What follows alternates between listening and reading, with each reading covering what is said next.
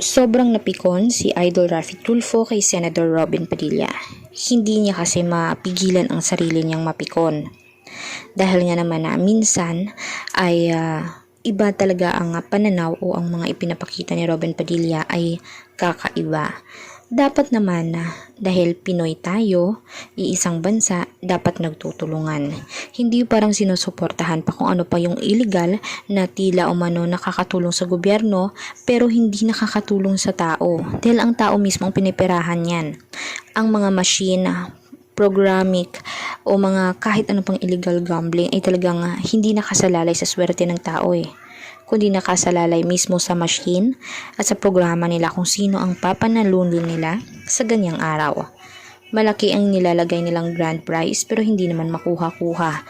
Meron pang inilabas umano na may nanalo pero hindi naman pala talaga totoo na may nanalo.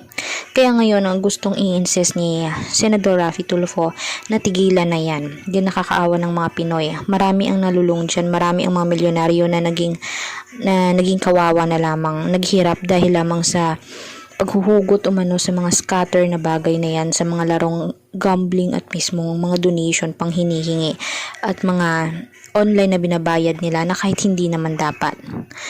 Kaya naman guys, ano bang makukomento nyo dito? Tama nga bang naipasara na lamang talaga ang mga pogo, lalong-lalo na sa loob ng mga GCash o ng mga mismong pinagkakatiwalaan ding pinapadalhan ng pera ay meron ding ganyan?